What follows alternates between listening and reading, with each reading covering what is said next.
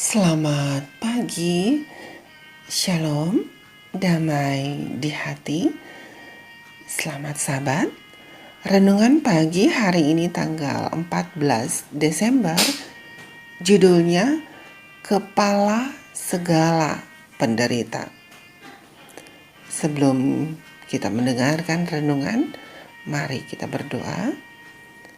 Bapa yang baik yang bertahta dalam kerajaan kemuliaan surga, kami naikkan puji syukur limpah terima kasih atas kasih dan kemurahan Tuhan, atas penjagaan Tuhan sepanjang malam istirahat kami. Pagi ini kami bangun dengan kekuatan tubuh yang baru. Dan pagi ini Bapa, kami siap untuk mendengarkan firman Tuhan sebelum kami mengadakan perbaktian di Ka'bah-Mu yang suci.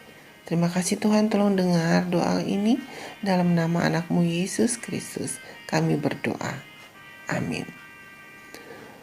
Saudaraku, ayat renungan terdapat di dalam kitab 1 Yohanes 2 ayat 2. Dan ia adalah pendamaian untuk segala dosa kita.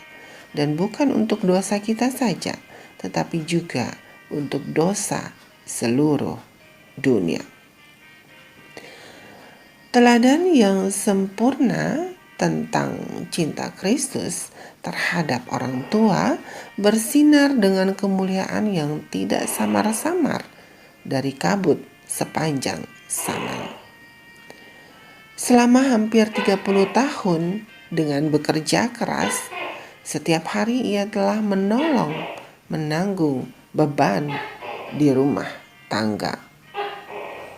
Dan sekarang, dalam kesengsaraannya yang terakhir sekalipun, ia teringat untuk menyediakan keperluan ibunya yang sudah janda dan sedang bersusah itu.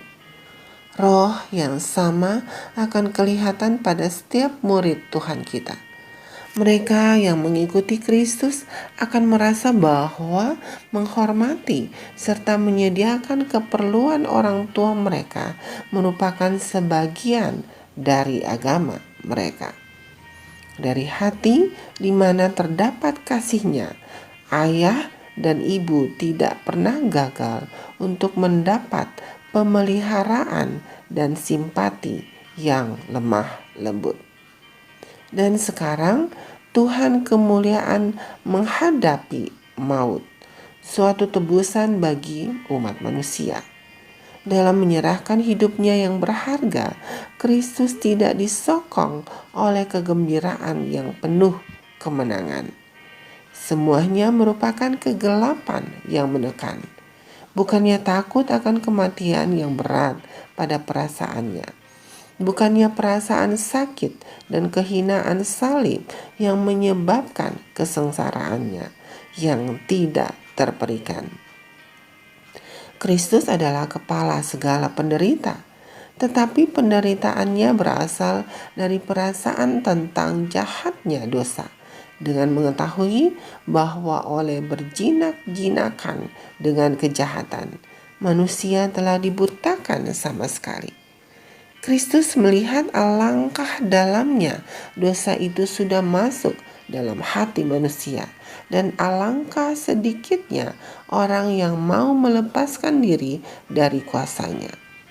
Ia mengetahui bahwa tanpa pertolongan dari Allah, manusia mesti binasa.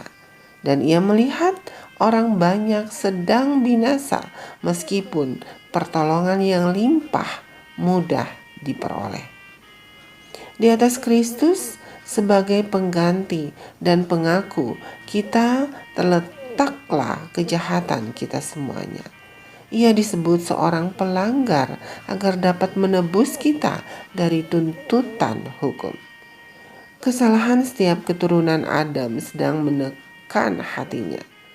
Murka Allah terhadap dosa, pertunjukan yang mengerikan tentang sikap tidak senang Allah karena kejahatan, memenuhi jiwa anaknya dengan kegemparan. Selama masa hidupnya, Kristus telah memasyurkan kabar baik tentang kemurahan Bapa dan kasih-Nya yang mengampuni kepada dunia yang sudah jatuh. Keselamatan bagi orang yang paling berdosa merupakan temanya. Tetapi sekarang dengan beratnya kesalahan yang mengerikan yang ditanggungnya, ia tidak dapat melihat wajah Bapa yang mendamaikan itu. Pencabutan wajah ilahi dari juru selamat pada saat kesengsaraan yang hebat ini menusuk hatinya dengan suatu kesusahan yang tidak pernah dapat dipahami sepenuhnya oleh manusia. Sangatlah besarnya kesengsaraan ini sehingga penderitaan jasmanianya hampir tidak terasa lagi. Dalam Alfa dan Omega jilid 6 halaman 403 dan 404. Mari kita renungkan lebih dalam. Seberapa menakjubkankah mengetahui bahwa dia yang terpisah dari Bapanya pada saat penderitaannya yang terdalam menolak untuk membiarkan apapun memisahkan saya dari kasih-Nya? Mari kita berdoa, doa yang diajarkan oleh Tuhan Yesus.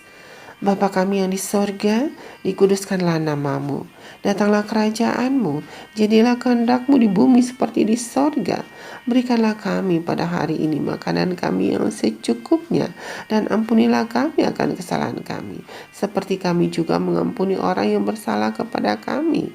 Dan janganlah membawa kami ke dalam pencobaan, tetapi lepaskanlah kami daripada yang jahat, karena Engkaulah yang punya kerajaan dan kuasa dan kemuliaan sampai selama-lamanya. Amin. Demikianlah renungan pagi hari ini. Selamat berbakti, kiranya berkat Sabat menjadi bagian saudara dan saya. Tuhan Yesus memberkati. Amin.